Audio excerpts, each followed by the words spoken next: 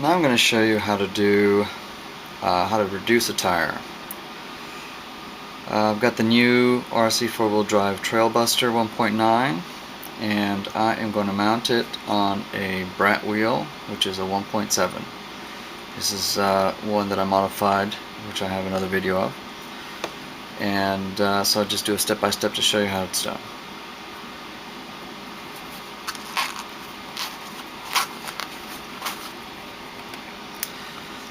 The first thing to look for, since you're going to be cutting a pie shape out of the tire, is a good place to cut it so you don't lose some of the writing on the sidewall, or that, more importantly, you don't cut half of it off.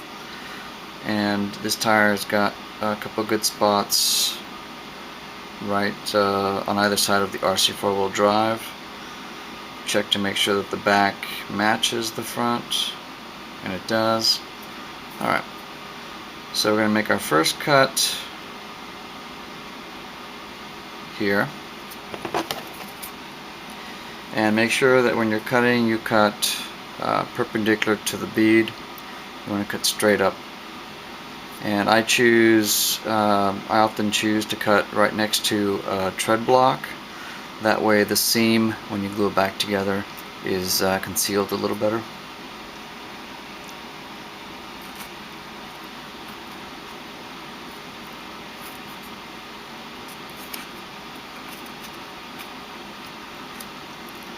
Depending on the tread, sometimes you cut straight across, or sometimes you can follow the tread pattern. It makes it easier.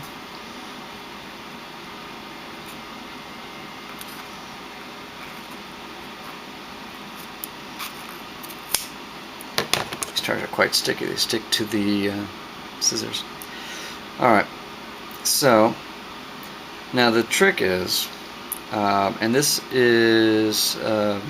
applies whenever you're reducing a tire, either when you're reducing from 2.2 to 1.9, or in this case from 1.9 to 1.7, or you could even do 1.9 to 1.5, which are the M chassis Mini Cooper wheels.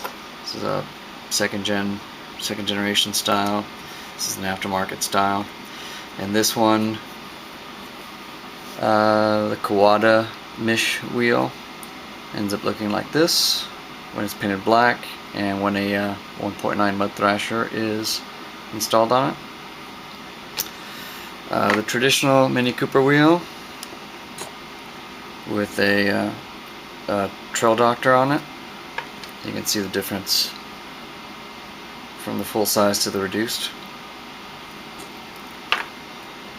Here's the 2.2 that's been reduced to 1.9. It's also been narrowed. And so what you want to do, so that you know how much to cut, is essentially wrap, to get a loose idea of how much you're cutting. You want to wrap the tire around the rim and have it come over itself. So roughly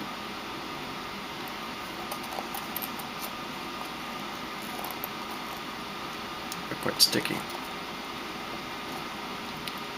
So if I was going to do a 1.5 reduction, I would be cutting to this tread block here, which isn't that much different than a 1.7. So here's my brat wheel. I'm going to take it apart. It's a bead lock, but it's not really a competition level bead lock. Although without glue they hold pretty well for regular scale trail running.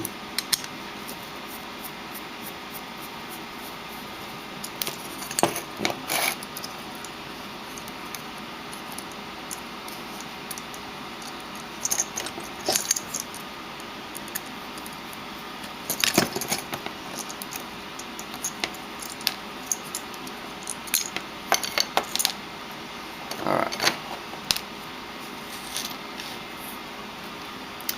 So this is the actual wheel that I'll be using.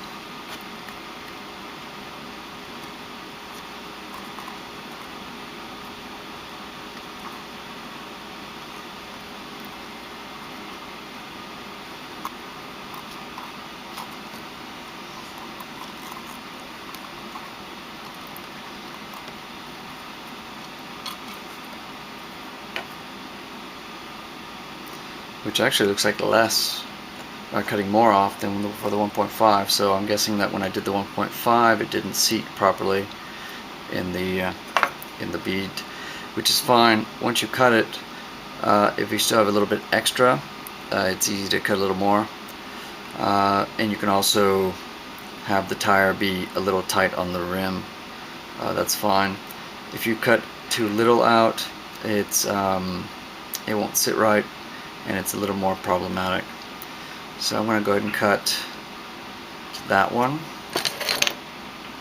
But it's 2 tread blocks, but I want to cut to this side because this is the empty area. And again, cut to the same side of the tread block on the left side to the left side.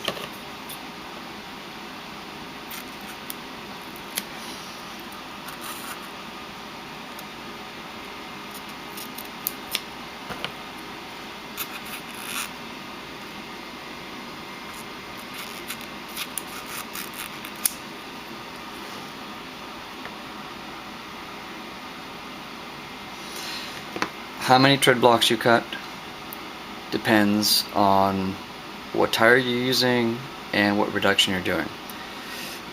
So there's no answer to the question, how many tread blocks do I cut? All depends on the tire. So I'm going to glue this using regular 1 to 3 second thin CA, and I'm just going to tack it together for a test fit.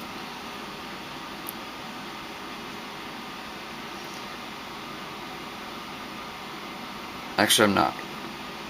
I'm going to go ahead and glue this straight across the top, and then mate it together, starting with the seam, and just get the top tread, the seam across the tread, to glue.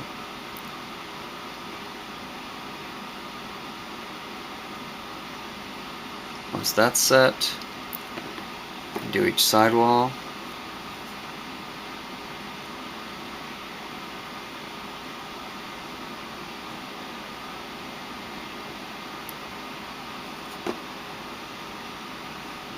And here you want to make sure that when you put it together you line up both the bead and any lines that the sidewall has. So that's not bad. And then push it together.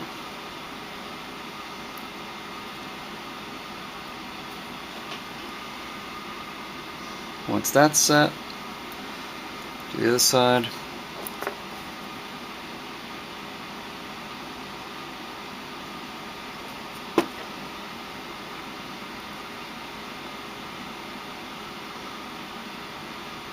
Just carefully bring them together so you line everything up. Yep, this is a better seam. It'll be my good side.